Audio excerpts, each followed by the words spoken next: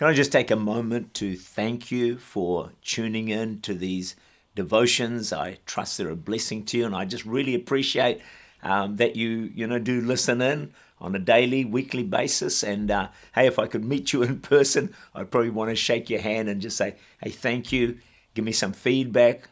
I trust that you're being blessed by it, and that you get inspired each time you listen to these very brief messages. So this week, I want to talk about godliness with contentment is great gain. And we pick that up in 1 Timothy 6, verse 6 and 7. It actually says exactly that. But godliness with contentment is great gain, for we brought nothing into the world, and we can take nothing out of it. There's the message right there, isn't it? You can't take anything else. We've never seen a trailer behind a hearse. You can't take your house. Sorry. Can't take your car. You can't take your clothes. You can't take your money, you can't take your bank account, so hey, it probably keeps things in perspective a little bit, doesn't it? In today's society, one of the greatest challenges you and I face is to be content.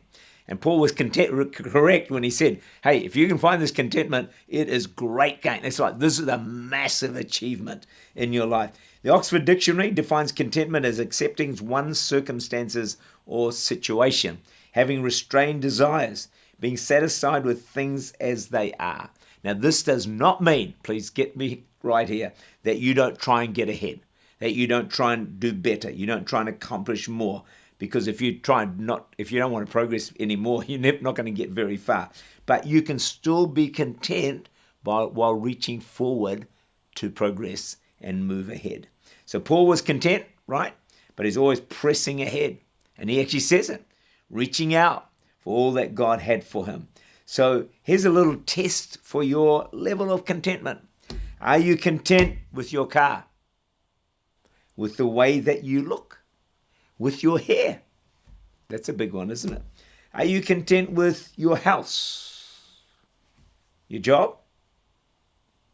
Your children? Your wife? I heard a few manifestations right there. Your husband? Oh, manifestations were even louder at that point. Your salary. See, God wants us to be content. He wants us to be at peace and relax, even though we are wanting to progress and move forward. It's a bit of a tension, contentment, but striving for more. But we're living in an increasingly discontent, dissatisfied world. People are constantly looking for that something more, that something extra, that something different, that elusive whatever it is that's going to finally make them happy and content.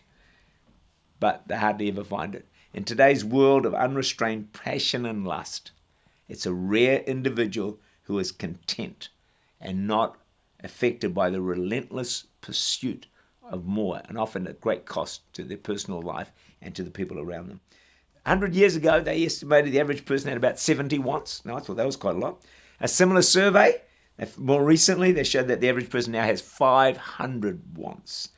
So with statistics like that, it's pretty hard to be content. So we live in the trade-up era, don't we? Yep. Smaller home for a bigger one. Older car for a newer one.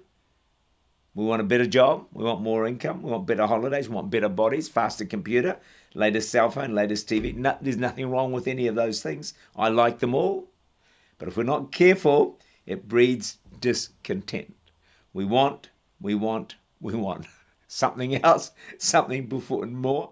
Before you know it, you want to trade up for a better wife, better husband, better kids. Well, you can't do it. Well, I don't think you can do it really. So when we think like this, we can no longer enjoy what we have.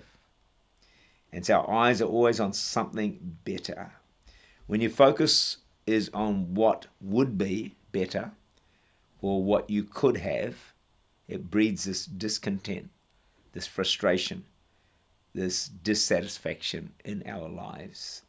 And so we have to ask God to help us. How can we be more content with how our life is today and not be living in this constant pursuit of that something more, that something extra, that elusive whatever it is?